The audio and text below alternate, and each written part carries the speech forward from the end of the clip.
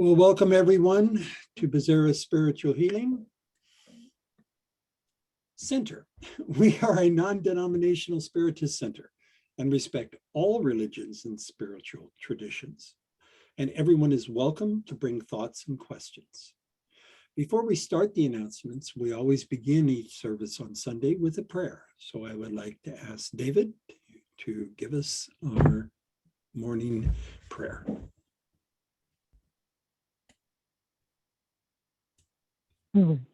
Lord, we thank you for this opportunity to grow and join together and express our appreciation for the blessings we have. Guide us towards using this opportunity to do more good for the people that are around us, both here that we see and spiritually other ones that we may encounter. Help us with the discipline to calm down the ego, to be more charitable in our thoughts and our actions, and not to be judgmental, just to accept what's there. And if it's a challenge that we haven't seen before, help us to accept that we need to grow and the courage to do it. Thank you to all the mentors who guide our group, and Dr. Paulo, all the spirits that we have for each of us, and the spirits of our area. Thank you for the blessings that are coming to our planet. Help us grow in peace and love, and so be it. And so be it. Thank you, David. BSH is a member of the U.S. Spiritist Federation, and our spiritual beliefs are based around scientific, philosophical, and religious principles of Spiritism. As Emmanuel, the spirit mentor of Chico Xavier, taught us, knowledge and love are the wings for our spiritual evolution. That is the reason why our Sunday services, and many of our services, are divided into two parts. First, we always have someone speaking and sharing findings from something previously documented, usually by spirits through a medium. It is important that you participate. Your ears are on, no distractions, since your mentor is already supporting you and your needs while you are here today listening to the speaker. Carry and work these reflections along the week. This will sustain the energy you are receiving today in this service. And after our educational session, we will then have a hands-on healing pass, where again, your spirit mentor will be working with BSH mediums and benefactors for you to receive the healing energy you need. Throughout the week, did I just empty it? There it is. Throughout the week, we offer a variety of different classes. And, oh heavens, I just lost half my screen. There we go. And so this evening, we will have at 5:30 a book study through Divine Light, affiliated with BSH, on Workers of the Life Eternal. And all are welcome to join us for that.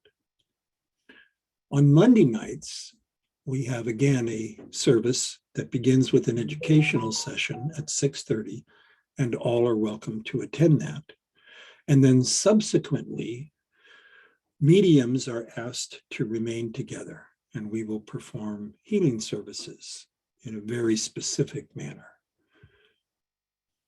On Tuesdays, again at 6:30, we have another book study through Divine Light, Forgiveness as the Way and the Way to Forgiveness. Throughout the week at 6 p.m., just before these educational sessions, we have a daily prayer session, and all are welcome to attend. And you can have specific requests done in advance or subsequently. Wednesdays from 4 to 7, we offer fraternal assistance. And this is one-on-one individual discussions with an experienced spiritist on whatever your topics might be causing you challenges. At 6:30, BSH hosts another educational session called The Psychology of Gratitude, something important to all of us. And on Thursday nights, we continue our studies of the book Living Spring. You are welcome to attend all of these at any time, and the link can be found at bshcenter.org, where this schedule and all the information about BSH is contained. Okay. Following the script. And I think it's time to introduce Adriana. All right, our speaker today. Adriana Aguena, longtime founding member of Becerra Spiritual Healing, longtime spiritist. I won't embarrass her with her wonderful accolades and contribution to our spiritual family, except to say that she has strengthened those bonds through the recent birth of her son. And we all love the fact that the spiritual family has a new generation, two in that generation now. So I welcome Adriana with a most interesting speech today about Zebedee. Yes, good morning, my friends from all over the world. Good morning to our friends that are loyal to our Sunday reflection, because it is an opportunity to reflect upon the teachings of our Master Jesus. And I feel fortunate to be able to, bring a topic that is actually on the Spiritist Magazine. And I'm going to go ahead and show my screen because I want to share with you guys, this tip. You probably know better than I do, but if you don't, I was surprised and happily surprised to explore all the resources that we have while we study Spiritist. There's so much out there other than our, Sunday meetings and other meetings that we offer to educate those who are interested in evolve and learn more about Spiritism. And the Spiritist Magazine here, it's free, ready to download on the internet, and it brings all different kinds of articles that it has to do with the Spiritism, with some of them really heavily based on science. So we were talking earlier, and I was very interested, and I kind of read a little bit about other topics other than the one I'm going to be talking today, but just to give you an example of what kind of subjects or articles they talk about. For example, this one, we are talking about the spiritual fluids, waves, and vibrations. How can science help us understand the spiritual phenomena?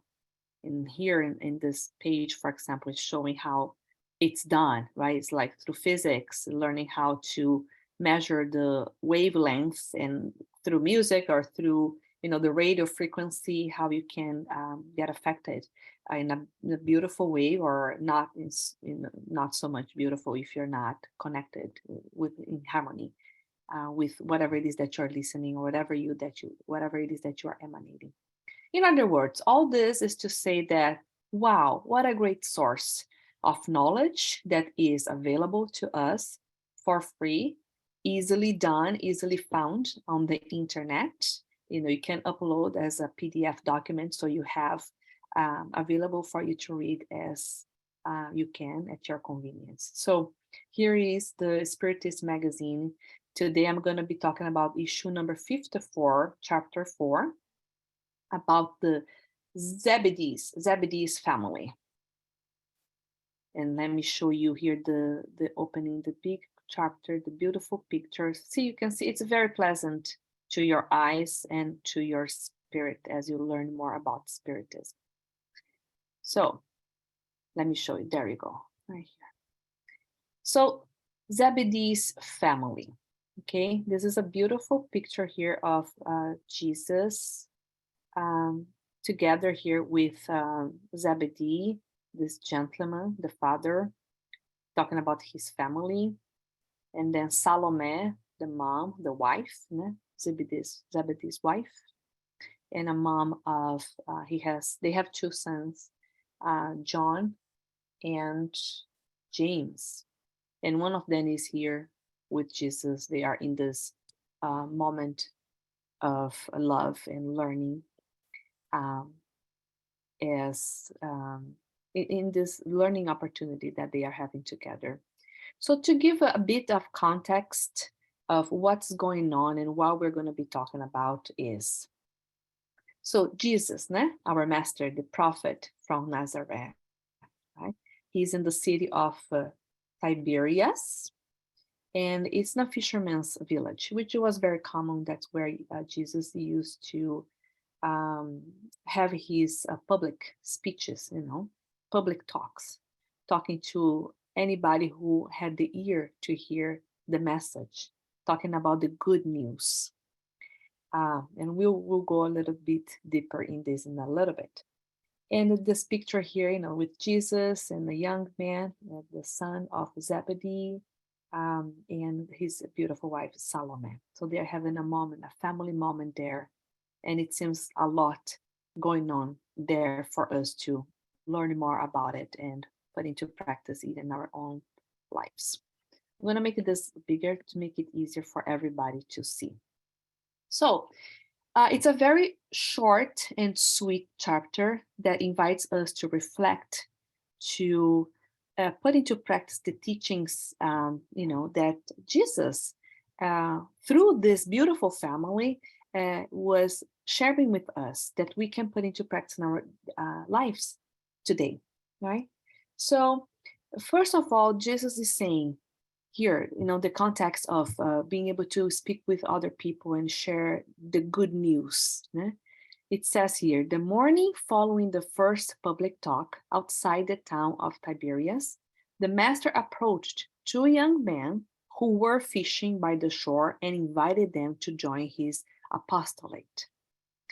So, sons of Zebedee, he said kindly, would you like to take part in joys of the good news? Again, it's Jesus, our master, spreading the good news, the way to live the kingdom of God. And I feel like us, as a Spiritist, learning and teaching, we are spreading the good news. And what are the good news? Especially in this planetary evolution, where we are, changing the way we think, the way we live our lives. And how can we, we have the responsibility as we study Spiritism, and how we can apply in our lives, have the responsibility to share the good news. Let's learn more about what Jesus meant by good news. And then he says, inviting those two young fishermen to join the apostolate, to join the study of the gospel and how to live in the new kingdom of God. So it says here, the two young Galileans had passionate temperaments, deeply generous. Their souls were loving, simple, warm, and sincere. John, who was one of the young gentlemen, took the Lord's hands and kissed them affectionately, while Jesus stroked his soft curly hair, as if willing to pledge his full solidarity. James approached the Messiah and put his right hand on his shoulder, showing loving devotion. Though the two new apostles were still very young, they returned home with their spirits taken in by immense joy, and they reported to their mother everything that had happened. So can you only imagine how, the power of love that Jesus radiated? I can only imagine, being bathed by this love that you cannot explain in words, but feel the invitation by Jesus to join him, to join the way to live a life happily. And how can you do that? So the two young gentlemen, the two young boys, returned to home to tell their family about Jesus, about the impact, about the love that they felt when they met Jesus. So imagine this scene, right? They returned to their home happy to share with mom and daddy about this encounter. So it says here the interesting perception. We're going to see how Salome, the mom, received the good news from her children. Although she was a kind and sensitive person, Salome, Zebedee's wife, received the news cautiously. She also had heard the prophet from Nazareth with his glorious affirmatives the evening before. So she was part of the talk the night before. So she started to ask herself, questioning. She started questioning. Super important part, to question, not to accept as we receive the good news. Now, what is it that it's coming to me, and how do I receive, how do I perceive the good news? So she starts thinking to herself, wouldn't that kingdom promised by Jesus be coming soon? So when is it happening, you know? What if the son of Mary was in the city talking on behalf of some prince? Ah, Christ must be the intermediary for an unknown noble who was recruiting followers among the hardworking and the strongest men. To whom would be entrust the highest position in the new institution. Her dear sons deserve them. So this is, Salome thinking and questioning, wait a minute, it sounds like there might be a new institution in town. If Jesus is working with or for a king or a prince or somebody very noble, wait a minute, I believe my sons, James and John, deserve a position in this new institution. And it's interesting to me as a mom now, right? Really wanting the best for, our children, for my son, and want to, in a way, interfere or intervene and understand what's going on and making decisions and trying to understand their position in this new society, in this new institution. That was her thought. Not to blame her, because I think it was a natural reaction to the news, to the good news about Jesus and the invitation to join the new philosophy of life. And the invitation here, again, is the opportunity to how can we offer news? How can we offer the good news and share the good news to those, to the loved ones, to our community, to those around, without interfering with their free will? And speaking of free will, I'm going to go ahead and read this passage here, which follows the scene here, where Salome, after hearing all the good news and thinking about how could she, in a way, have her two sons work, for Jesus, with Jesus, as if there was a corporation, going on in the village. So she said she went after Jesus. She wanted to talk to him and understand what's going on.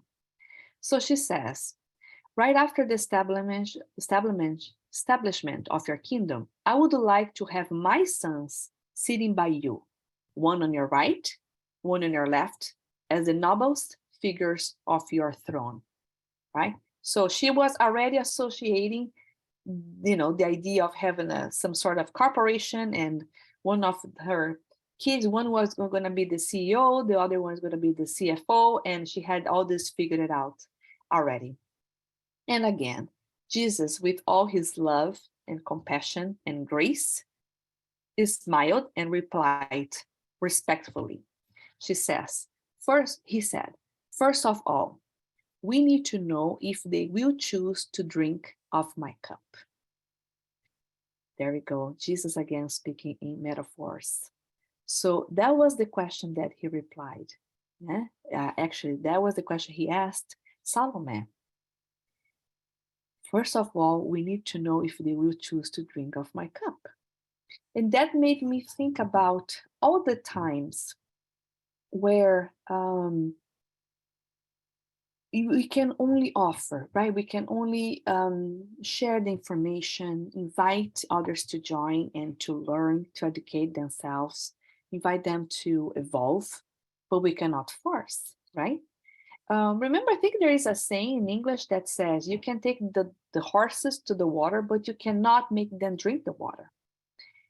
And to me, there's so much to be said about respecting, number one, the free will and the divine time of every and each one, because we all have our time to mature, to learn, to progress, to evolve, and we do it differently. Although I really appreciate the love of the mom, Salome, going after Christ to plead and ask this opportunity for her lovely sons to be with the Christ. Maybe she missed the point. And sometimes I feel like I missed the point too. Inviting myself to take a step back and letting people be, doing my part, in other words, to offer the good news, to live the good news, and perhaps, teach by example and allow them at their time to see if they want, to choose to drink of Jesus' cup. So I felt that there was a big invitation here for us to reflect upon this teaching. So just to close the scene, how Salome reacted to Jesus' words, it says, the mother of the two young men felt embarrassed. In addition, the group surrounding the Messiah was watching her with indiscretion and much curiosity. Understand that the moment did not afford further explanations. She left quickly and told her elderly husband what had happened. So she goes back home, and food for thought, for Salome and for us as well. But guess what? They were not happy. As she gets home and she tells Zebedee what had happened in her interaction with Jesus, they all decided, Zebedee and Salome and their two sons, John and James, decide to go after the master, Jesus, and plead for an opportunity for the two young men to work with Jesus, to be part of his apostolate. So, and this continues the story here. So Zebedee, finds Jesus, and Jesus asks him a question. He says, Zebedee, you who know the law and keep the commandments in your heart, do you know any prophet of God who, during his time, came to be loved by the people of the world? What are the prophets? When we study the Bible, when we discuss, the gospel, what are the prophets that came and were well received, were loved, were not questioned, did not suffer, or even face death? Super important question.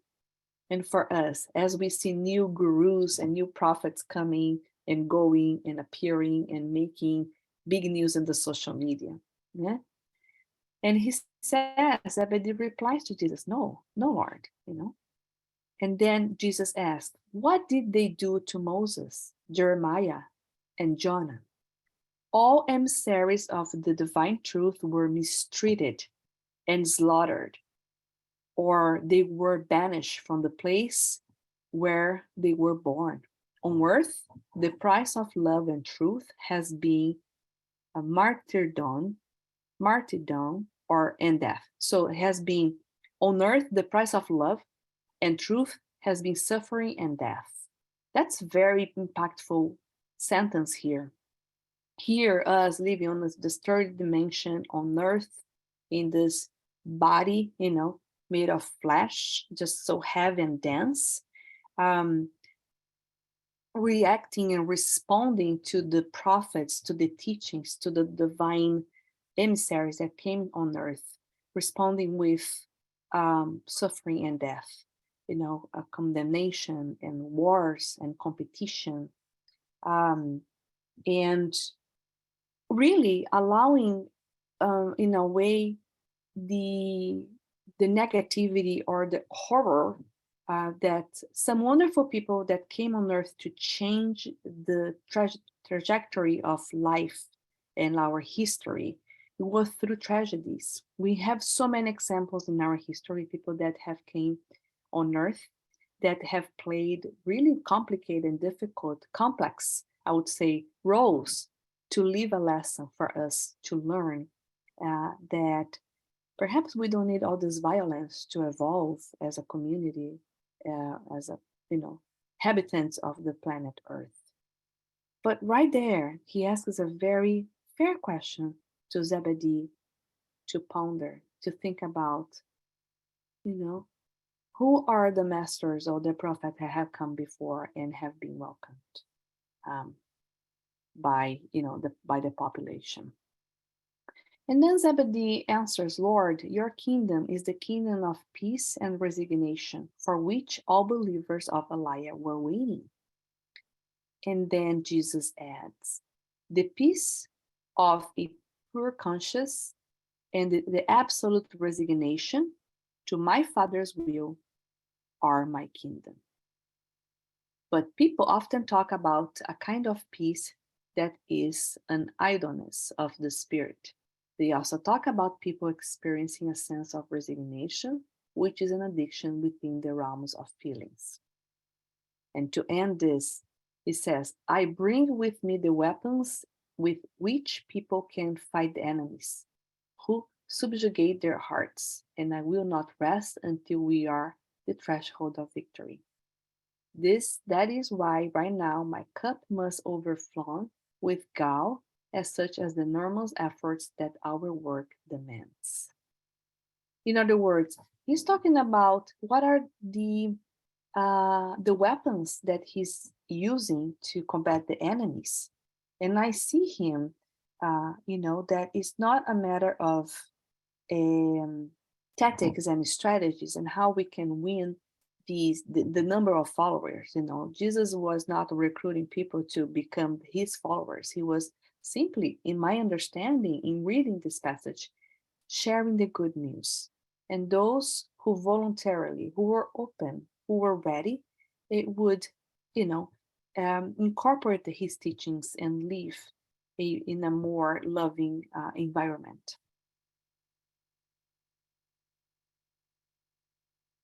And then Zebedee,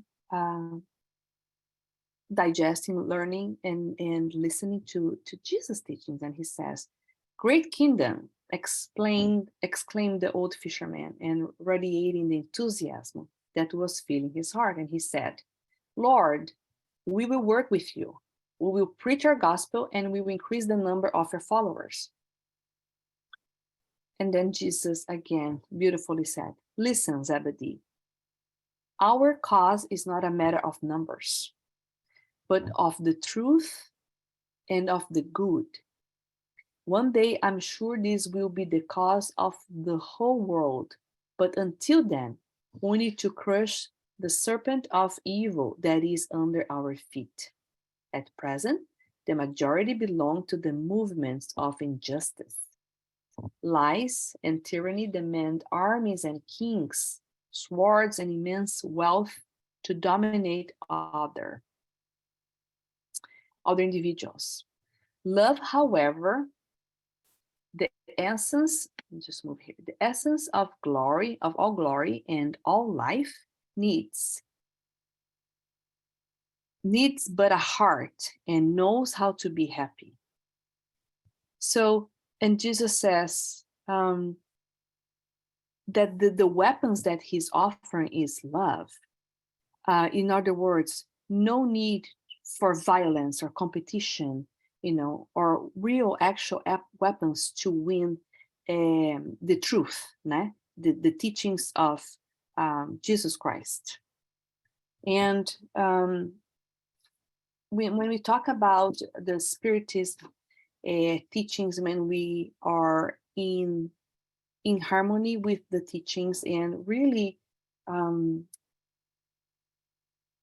by our attitude and the opportunity to incorporate the teachings of Jesus, I feel that's when we do our work. We have so many opportunities within our group and within ourselves in our community to practice our inner transformation and what it is that we value and how can we express those values to others, allowing them to be, allowing their timing to be right for them, and maintain that serenity during the whole process. Because again, it's not about the recruitment of followers, but rather the openness of their heart and their timing to be able to join us in this beautiful force that we are creating for the evolution of our spirit. And then continuing here, very short, this is the last page, very interesting. He says, in fact, replied Jesus, the message of the good news is excellent for everyone. There we go. We are, sharing good news, good ways to live life in a more harmonious ways, right? It's to everyone. However, not everybody is sufficiently good and fair to accept it. So we're talking about acceptance. What may be good for me, may be not good for you. So where is the respect of, each individual's capacity and ability to evolve and to accept what is the truth, or your truth or my truth? It says, that's why the gospel brings with it the leaven of renewal. So renovation, new ideas, right? The good news, the new way, the new era, the new perspectives about our life, our world as it changes daily. It says, this is to why I leave joy and energy as the best weapons for use by my disciples. There you go. Joy and energy, our weapons to combat the evil and the challenges, using these beautiful tools that he has left for us on our daily basis, in our daily challenges. By exterminating evil and cultivating good, the earth will be a glorious battlefield for us. So Earth, our planet, that has welcomed us here voluntarily, to evolve, to grow. What a big opportunity for us, né? And how grateful we should be for our planet for allowing us to use it as our school. If a colleague falls in the struggle, it was evil that fell, not our brother or sister, who for us will always be standing. Wow, again, is it a product of the evil or the negativity?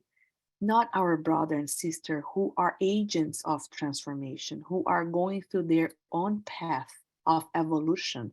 And I love seeing this because it gives me such important tool to look at life of loved ones or people surround me. And yes, being compassionate, yes. And also understand that that person needs to go through that path in order for him or for her to evolve.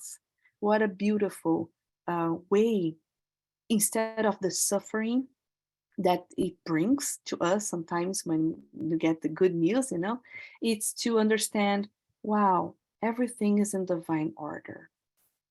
God knows best. Jesus has told us that everything at the right time, and we do have the weapons to combat the evil and the negativity, joy and energy, he's saying here. And then he says, we will not rest until the day of the final victory. We shall not fall to false conception of God while on the way, because the Father will speak to us through all of the people who will be brought to the good path. We will be together during the storm, because this is when his voice will manifest itself more strongly. And I love this passage because it does remind me the time where, here in Sacramento, we were having all the storms. And here in my neighborhood, we literally went through a storm and dark, period of like 2 weeks of no electricity, no internet, and heater and all that stuff, all the good things that we sometimes take for granted. And in the midst of the storm, because so many beautiful mature trees fell. Some houses or on the streets, we all came together as a neighborhood to clean, to help each other the way we could. And taking a moment out of my bubble and just being upset for not being able to stay in my home and having to stay elsewhere and not doing what I had predicted for those days, being part of that community who came together rapidly to help each other, and even neighbors, meeting neighbors that I have never met before, and just building that community, it was priceless. And in that moment I realized, oh my gosh, this opportunity that was given to us to come back, to come together as a community, as friends, as brothers and sisters, and help each other. Again, uh, changing the perspective.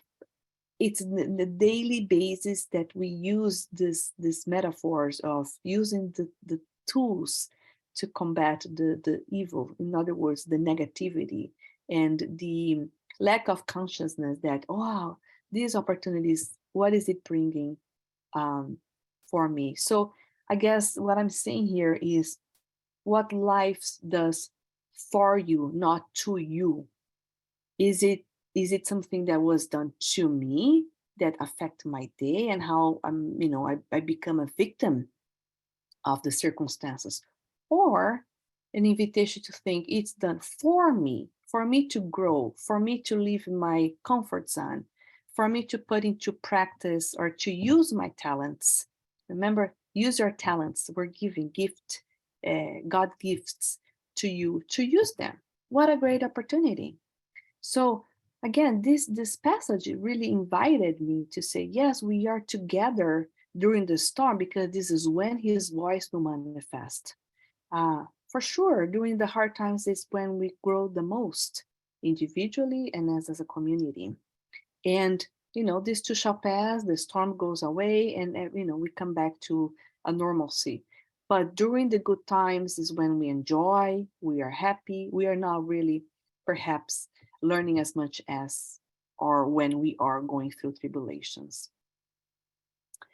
And then lastly here, Zebedee, of course, was touched by Jesus' teachings and really happy that he was able to understand that, the idea of joining the Jesus' apostles and the teachings, it was beyond the fact of belonging to an institution or religion or whatever it is that they were thinking.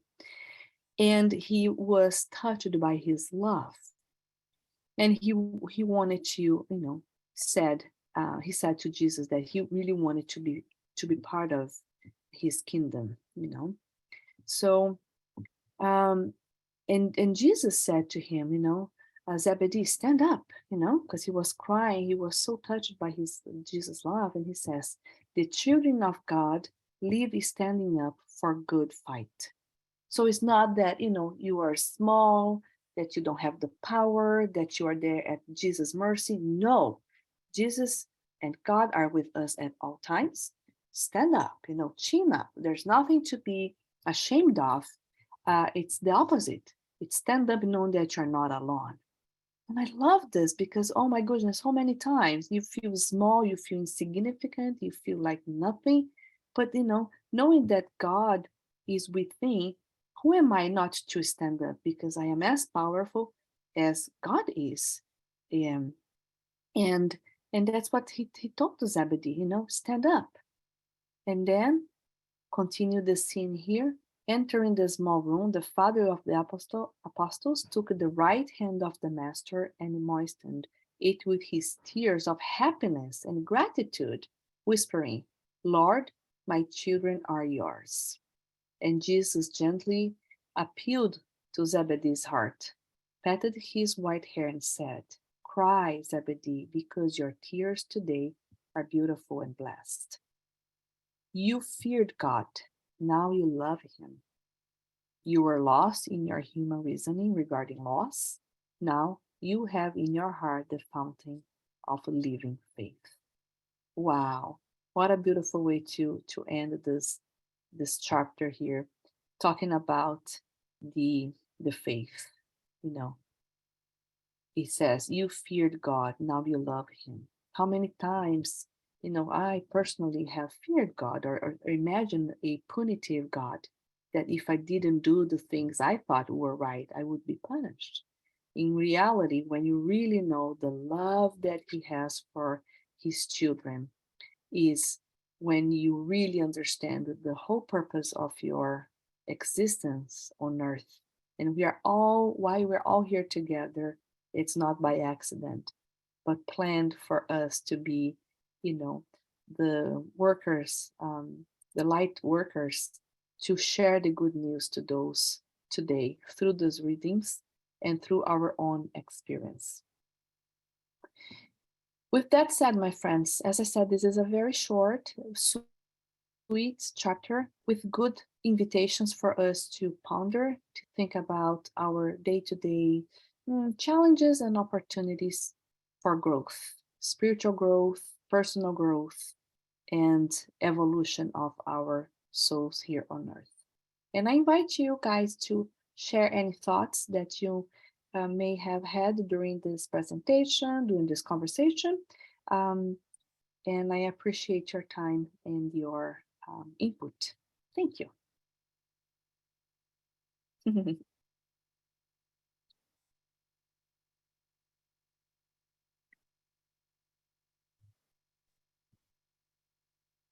Well, I had felt a lot of compassion for the woman who wanted her children to be sitting on both sides of God, of Jesus. And so I felt sorry for her too, but all mothers want the best for their children. And I also thought about, what Jesus said. She has no idea what she was asking. The path in which it takes to be that grand, to be there, to purify. And there was so much learning in that.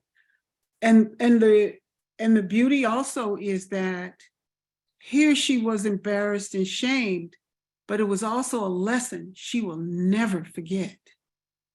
So she'll never be the one that says, I don't know how to get there or what to do. So I thought that was also great.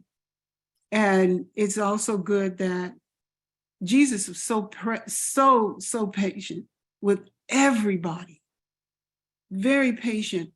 And I like the idea that almost in every story that we read, how he took the time to meditate on what a person said, or it appears this way anyway. He was silent and he thought about it before he spoke.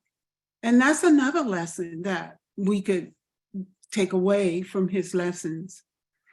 But your presentation was good, Adriana. I really appreciated it. Thank you so much. Thank you. Ian, can you say hello? Hey, Ian.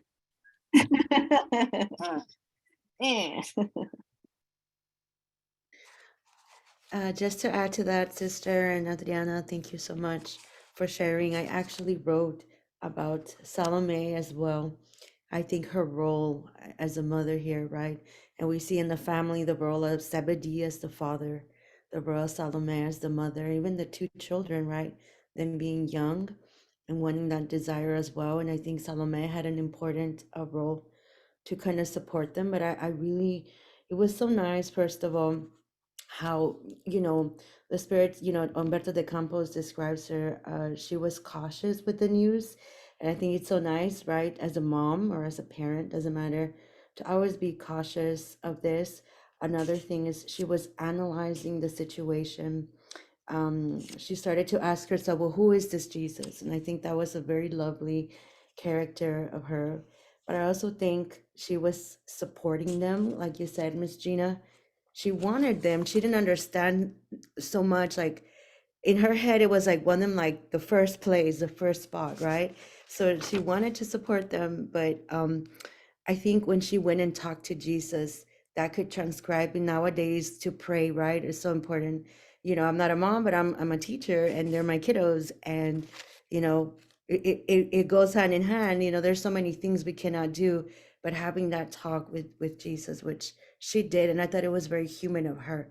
And how many times we might be asking those things of the people we love. We just want the best for them. And I think that's what she was doing. And of course, at the end of the day, as Jesus responds, it's up to the children, right? You know, I see some of even my students, I'm doing this to my students, that you want them to, all to go to college, all to have these things and all their dreams. I can only imagine as parents, but at the end, it's up to them. And the last thing that was really nice, I think she got the message, and she goes back to Zebedee. So she has this good communication, you know, with the father of the child. So I think seeing how a family in this Christ consciousness and how they go about seeing the human part of it, but also the spirituality, you know, so you can imagine how Zebedee's sons kind of growing in this and what they're gonna have for them, right? So I was just, I love this story, by the way. It's beautiful. Thank you so much. Yeah, thank you, Adriana. It's as you said, is a lot of food for thought, because think about the whole aspects of the story. The teachings of Jesus is so profound. It's not that he thinks so much about how to respond to a situation like that, but it's for us to realize that that dilemma of Zebedee and his wife Salome is a very contemporary one. We still have the same dilemma in our lives nowadays. I mean, who would not want to favor yours over others, right? It's very common in our society nowadays. So the lesson of Jesus is profound, that transcends millennia. And I think that's the invitation, because Jesus says that the price of sitting beside him is to drink of his cup. So basically, he's saying that my cup is love and truth. Love and truth has an enormous price, because if it is a response, okay, I have to provide the answer that is love and truth, and that's the real teaching, that's the real lesson in life. But we still today, we have that same situation. How many of us, or what do we see throughout the media, throughout the days, that same challenge is posed to us every single day? So who are you going to vote for?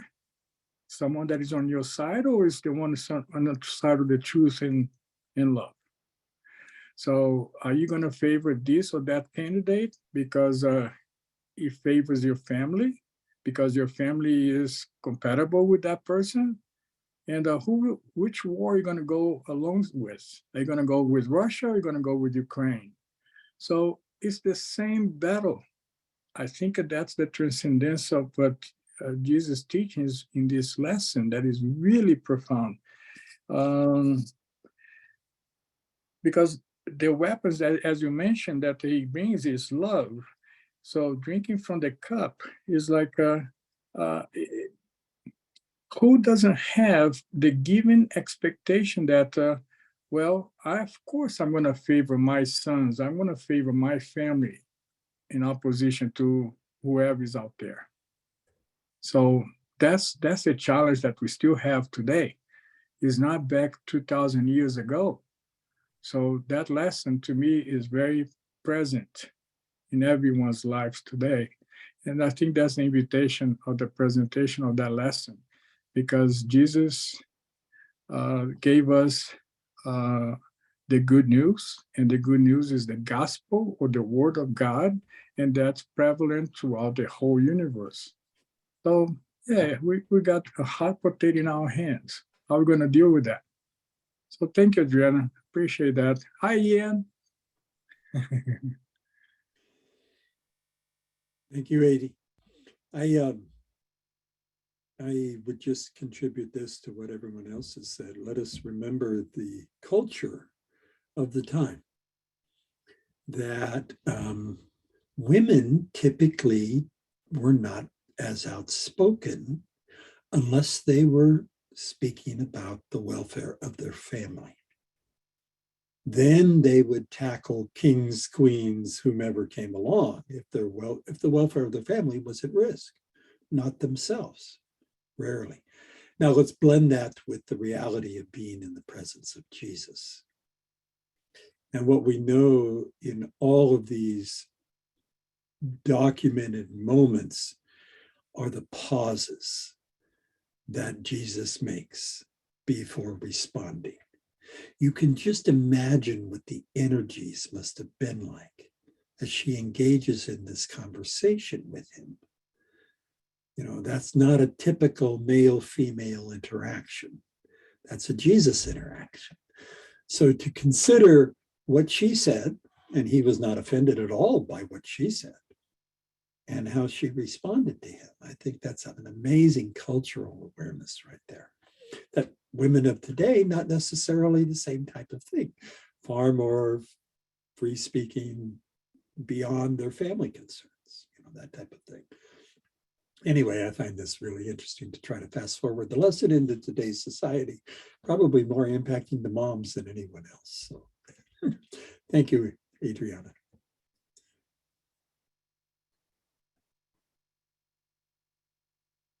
Anyone else?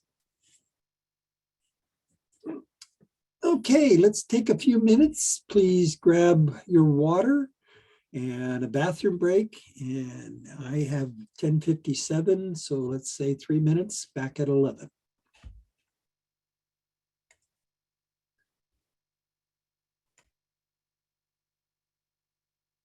Regina, I saw that Kiki came in. Oh, maybe she, oh no, that's not Kiki, that's Mark.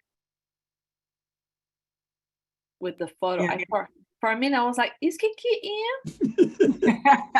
No, that's Mark. No, it's me as her. Mark, you can stop the recording or you can record the meditation. It's up to you. Oh, I think I will stop the recording, save on space. Thank you. Yes. Thank you.